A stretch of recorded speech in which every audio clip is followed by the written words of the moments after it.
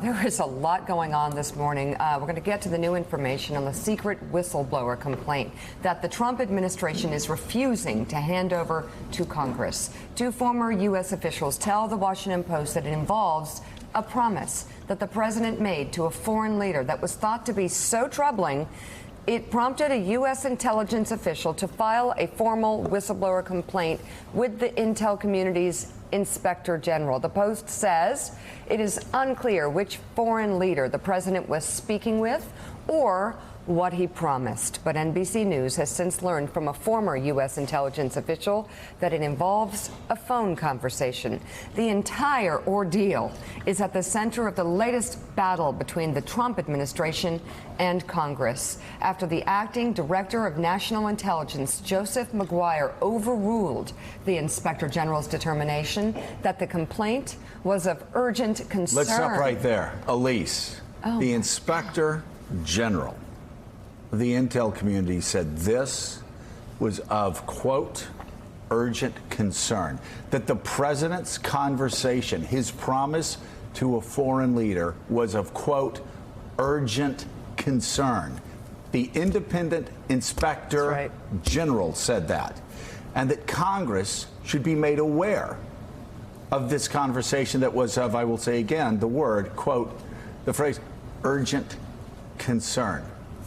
And the acting attorney general, the acting head of the intelligence community, the DNI, doesn't think it's of such concern that needs to be taken a look at. I mean, this is not the first time that the president has had a terrible relationship with the intelligence community. He's disrespected the intelligence community. He has questioned their judgment. That, was one of the reasons that led to the resignation of DNI Dan Coats. And he, at every turn, has done this. And I've spoken to officials, former officials in the intelligence community, current officials.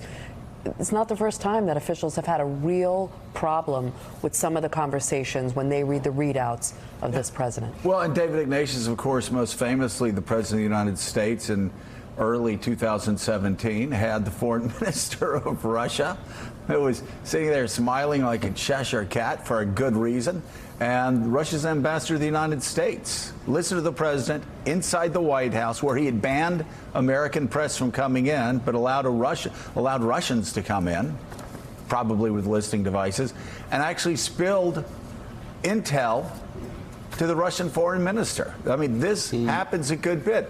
In this case, though, I mean, this has gone again. This has gone to the Inspector General in this whistleblower case, and he said it's of urgent concern. What the president said to this foreign leader, what the president promised his foreign leader, was of such foreign concern that Congress and the oversight committees had to know about it. And yet, it's being killed. Do you have any idea what the nature of the conversation was, David?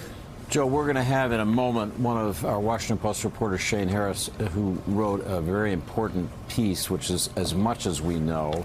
According to this article, this involves a promise that allegedly was made by President Trump to some foreign national that was so worrisome to somebody in the intelligence community who became aware of it that it seems in early August they made a report to the Inspector General, Michael Atkinson. That troubled Atkinson so much that within a month later, he reported that allegation, that IG issue that was of urgent concern, to the head of the House Intelligence Committee, Schiff, Adam Schiff. So there are a couple things to focus on. What was it that was said, that was taken as a promise, that was so upsetting? I'll let Shane go through the list of possibilities, but they're the ones you'd think. Putin, Kim Jong-un are the top of the list. What was it that made Michael Atkinson, the Inspector General, so troubled that he felt he absolutely had a reporting obligation? And what happened to intervene to prevent discussion by Joseph Maguire, the acting director of national intelligence, before the Congressional Committee? There are a series of questions, and when you come to the end of that, it looks to me as if the Trump administration is deliberately seeking to undo the rules that have bounded U.S. intelligence activities basically since the Watergate and intelligence scandals in the 70s. It's a big deal. We're going to get a chance in 1 second, but Elise. I think what David said is the key. Why is the acting DNI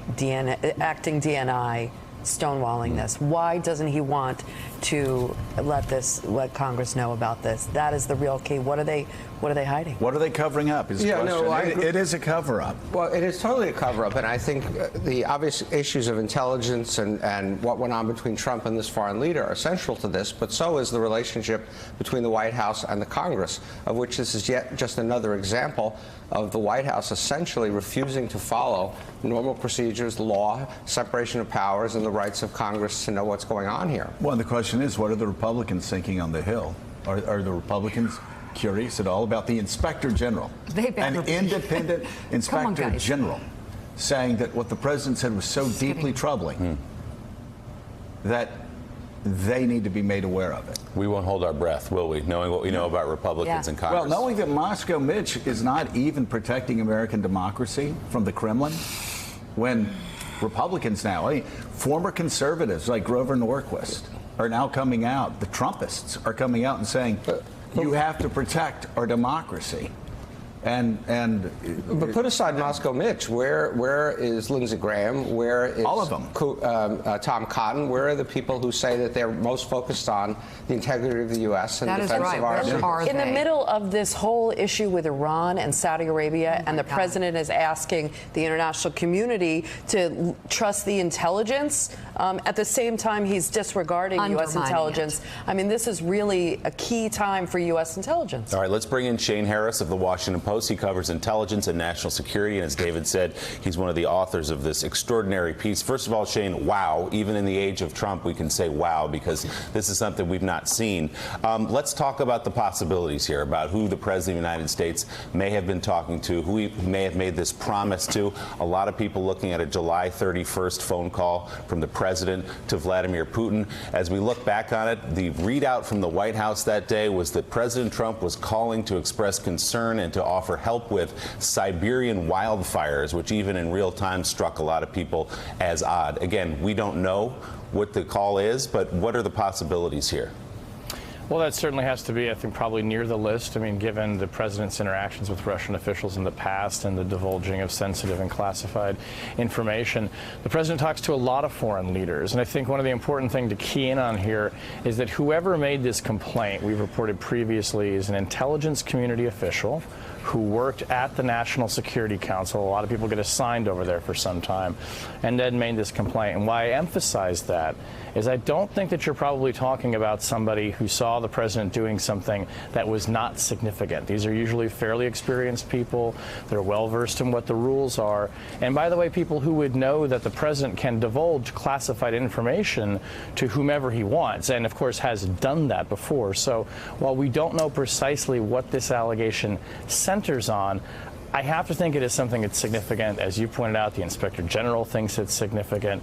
And we have to think about the source. The person who would have seen this or would have been aware of this would have well understood by this point President Trump's proclivities with foreign leaders, his handling of classified information, and yet still saw something here that he or she felt needed to go to this independent watchdog. So, Shane, the term here is urgent concern, used by the Inspector General. And that's not just his personal characterization. That's a legal threshold that when something reaches urgent concern, he has to reach out to the intelligence committees, he has to reach out to Congress.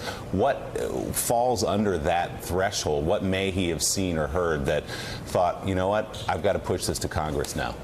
The statute talks about flagrant abuse of power. It talks about illegal acts. Obviously, there's a lot of acts that aren't illegal for the president, that are illegal for other people. Classified information sharing, he can do that. But I think this flagrant abuse of power is a key piece. Because, Shane, you made this point in the piece. I've heard other people make this point. It's important for people that are just waking up and listening to this. This is not about the president doing something reckless, like sharing intel from other countries to Foreign Minister Lavrov. Or bragging. He can do that. He shouldn't do it, but he has the ability to blurt out highly classified information. That would not meet this threshold of urgent concern. This is something actually worse, something that the IG suspected might be illegal, which prompted the, quote, urgent concern. Well, I don't think we know that the IG thought it might be illegal, but I think that your deduction, Joe, is right. That this is not something in the category of things we've seen the president do. Frankly, he tweeted a highly classified satellite image, just a few weeks ago. We've seen those kinds of things. Inspector generals are aware of those kinds of things. And to your point, you're right. That isn't illegal. The president can do that. So whatever he did or is alleged to have done here falls into some different category, possibly in this statutory definition of flagrant abuse of power. Enough so that the IG thought that Congress needed to know about it. They don't know the substance of the allegation, by the way. That's very important. They know it happened, but they are still in the dark like the rest of us about the details. Wow. All right, Shane, thank you so much. Great reporting. We really appreciate it. Thanks for checking out MSNBC on YouTube, and make sure you subscribe to stay up to date on the day's biggest stories. And you can click on any of the videos around us to watch more from Morning Joe and MSNBC. Thanks so much for watching.